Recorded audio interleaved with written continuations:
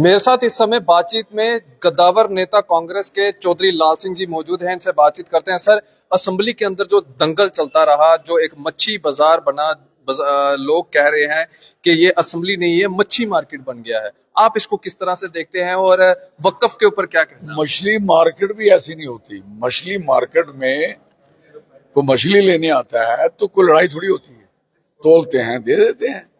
और ये तो ना तोला ना दिया, फयूल में they are fighting each other, not for state, not for state के लोगों के लिए, ना स्टेट बनाने के लिए। इन सारे एमएलए को, अपोजिशन को भी, और जो पावर में लोग हैं, सब लोगों को इकट्ठे होकर सीएम के साथ खड़े होकर दिल्ली मूव करें। क्यों नहीं करते? बजाय सीएम को आप कटाक्ष करोगे, वो उनको कटाक्ष करेंगे, उनको करेंगे, आप सारे जाके कहिए हमारी। मुझे बताए कौन सा बीजेपी वाला जिसको स्टेट नहीं चाहिए? बताए, एक बंदा बता दे जिसको जम्मू कश्मीर में स्टेट नहीं चाहिए। बीजेपी वाले कहते हैं कि आप टेंशन फ्री रहे, स्टेट हम लाएंगे। उनका मैं देख रहा था, वो कह रहे थे हम मजा लो, टेंशन नहीं हो, कहते मजा लो, अपनी तनख्वाह में गुजारा करो। उनको तो लीडर तो ये बोल रहे थे हम तो तनख्वाह ले रहे, और तनख्वाह बढ़ा भी रहे।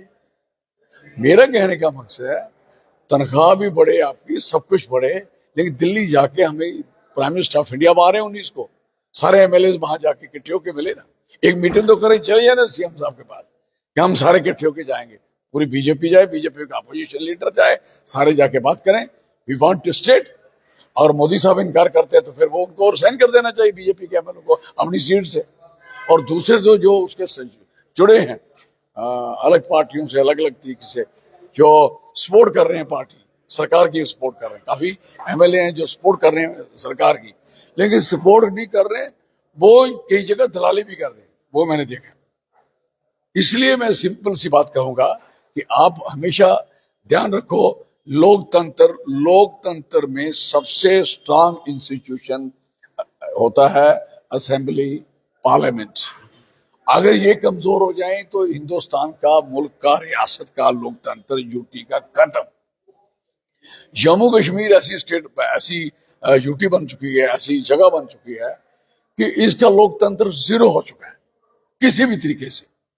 ना असेंबली में देखोगे, ना असेंबली के बाहर देखोगे, और लोगों को किसी किस्म का काम, किसी किस्म का वो बच्चे को नौकरी, यूथ को कुछ, नथिंग, किसी को नहीं मिलता। अब जो बड़ी बड़ी बातें करते थे हमारे honourable prime minister of India, prime minister साहब के खिलाफ, उस जमाने में लाल आंखें दिखाने की बात करते थे, रेड आई कौन सी इनकी चलो पीली क्यों होगी, आई क्यों नहीं उनकी आंखें दिखाते जो मिलिटेंसी उग्रवाद के सामने खड़ा है। 56 इंच की छाती, इतनी बढ़िया छाती, क्यों नहीं उससे लड़ाई लेते? इन्होंने खुद जम्मू कश्मीर बर्बाद किया। This is very clear. Hindustan तो बर्बाद हो ही रहा है, लेकिन जम्मू कश्मीर टोटली बर्बाद हो चुका है। इनकी अज भी स्टेटमेंट ये आती है कि टेररिज्म जड़ा है वो आखिरी साह गिनेदा अपना जम्मू कश्मीर से। मैं इसलिए, अगर वो आखिरी सांस गिन रहा है तो बड़ी अच्छी बात है, लेकिन लगा ये हमारे जवान कितने मरे अभी, शहीद मैं घरों में गया, मेरा एक एसपीओ, मेरा पीएसओ भी मरा, मैं सारे गया हूँ, आई विजिटेड एवरीवेयर। मुझे लगा कि मिलिटेंट मारे नहीं जा रहे, और 20-30 दिन हो गए, कुछ नहीं हो पाया। उसका कारण यह है कि पुलिस को इतना प्रेशर है। सुनो, जो जम्मू कश्मीर की पुलिस है, इतना प्रेशर है। एक तो दिल्ली का प्रेशर हो गया, दिल्ली के पास चली गई।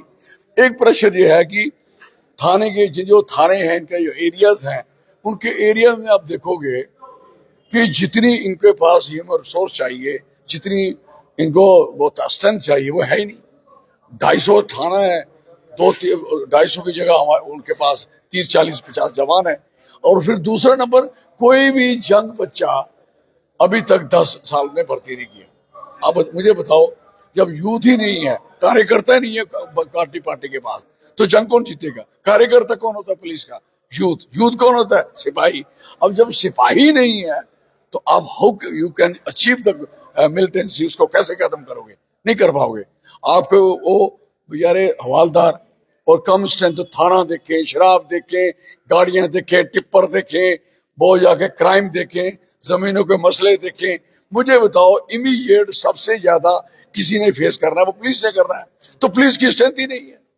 तो मेरी सुजेशन है, हर ब्लॉक में, हर जगह पे 50 बच्चे भर्ती होने चाहिए, एक ब्लॉक से 50, और मिलिटेंसी ट्रेन करनी चाहिए। जैसे कठुआ के 19 ब्लॉक है, 19 के 19 ब्लॉकों में 1250 बच्चे पढ़ते हैं। इसी के सांबा है, इसी के रियासी है, उधमपुर है, डोडा है, किश्तवाड़ है, अपना पुंछ है, रजौरी है, जितने हमारे जिले हैं, इस सब जिलों के बच्चे भर्ती करके जो इन्होंने नहीं किए, जिसकी वजह से मिलिटेंसी सिर पे चढ़ी है। बंदे 4 आते हैं, 4 नहीं मिलते।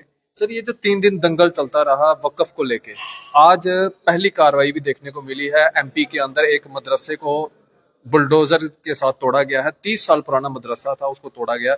आप इसको किस तरह से देखते हैं? देखो, ये जो वो कोई भी स्कूल किसी किस्म का ब्रेक नहीं होना चाहिए, सीधी सी बात है। भाईचारा हम लोगों को खुद देखना पड़ेगा।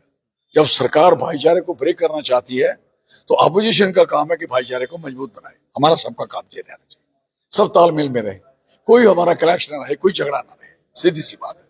ये मैं कहना चाहूंगा कि इसलिए किसी किस्म के किसी भी जात पे, मजहब पे, धर्म पे कोई भी अटैक होना, this is absolute nonsense. I am against this. भाईचारा होगा, हम सारे लोग प्रॉस्पेरस जिंदगी कटेंगे। हम कहते हैं सरकार के पास अगर कोई हमारे मुतल्लिका कोई मिलिटेंसी खत्म करने के लिए कुछ चाहिए, वी आर रेडी। हम, हमारी पार्टी, हम आपका साथ सहयोग देने के लिए तैयार हैं। आप सहयोग ना लेते हो ना खुद कुछ करते हो, this is very unfortunate. Sir statehood कितनी जरूरी है जम्मू कश्मीर के लिए? स्टेटहुड मेन चीज है, मेन है। स्टेट ही नहीं है, हमारी यूटी बनी भी क्यों? हमारी इतनी बदनसीबी क्यों की इन लोगों ने? हमने कौन सा जुल्म किया था जो हमारी स्टेट को यूटी बना दिया? एलओपी साहब कहते हैं यूटी में रह के जो है जम्मू कश्मीर को बड़ा फायदा हुआ। डेफिनेट हुआ, शराब इतनी घर घर पहुंच गई। डेफिनेट हुआ, जो चिट्टे का नाम नहीं सुना था चिट्टा आ गया। डेफिनेट हुआ कि जितना क्राइम कभी सोचा भी नहीं था यहाँ हुआ। डेफिनेट हुआ कि यहाँ बेरोजगारी इतनी बढ़ गई आप सोच नहीं सकते। डेफिनेट हुआ जितनी कंपनियां काम कर रही हैं जम्मू कश्मीर के किसी बच्चे को नौकर चाकरी कर रही। डेफिनेट हुआ बनी हुई सड़कों को तोड़ के उसको बनाया जा रहा है। जो सड़कें चाहिए वो हुआ। 37 सड़क जो है, रोड्स हैं, वो डिस्ट्रिक्ट डोडा, पुराने वाले डोडा में 37 सड़कें वापस चली गई हैं, जिसका क्लियरेंस नहीं हो पाया और वो पीएमजीएसवाई की वापस चली गई हैं। ये हुआ। और जितने हॉस्पिटल हैं, कोई भर्ती नहीं हुई, हॉस्पिटल खाली पड़े हैं।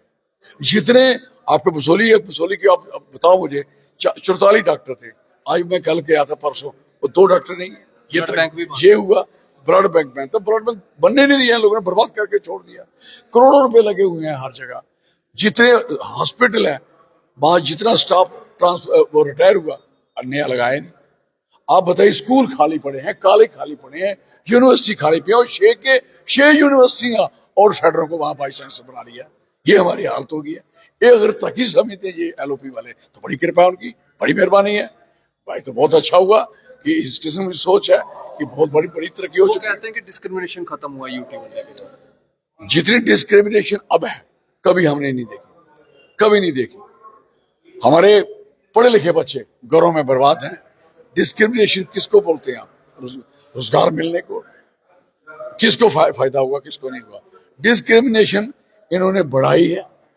डाकिए हमारे बाहर के लगे, पोस्ट देने वाला डाकिया वो बाहर के लगा दिए। हमारे बैंक में, जेड के बैंक में वहां और शटर लगे हैं। आपका ग्रामीण बैंक उसमें लगा दिए। मुझे बताइए, ये अगर तरक्की है तो ये अगर डिस्क्रिमिनेशन नहीं है तो व्हाट इज नॉनसेंस? क्या चाहते हैं ये लोग? ये तो मौजे मार रहे हैं।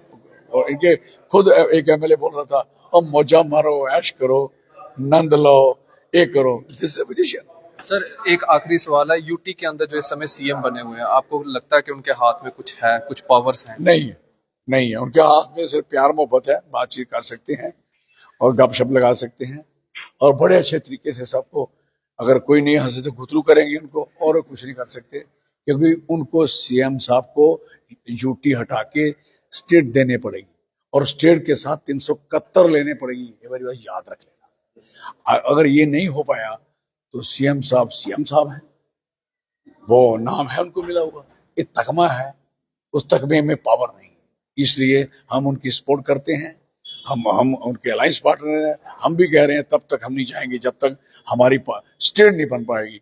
इसलिए हम कांग्रेस पार्टी बाहर लड़ेगी और इनको स्टेट दिलवाएगी। बहुत बहुत शुक्रिया सर बातचीत करने के लिए। तो ये हम चौधरी लाल सिंह जी से बातचीत कर रहे थे और अपनी राय इस वीडियो के कमेंट सेक्शन में जरूर रखेगा। इसी तरह से बढ़ रहे द न्यूज़ नाउ के साथ मुझे दीजिए इजाजत। आदाब, अस्सलाम वालेकुम।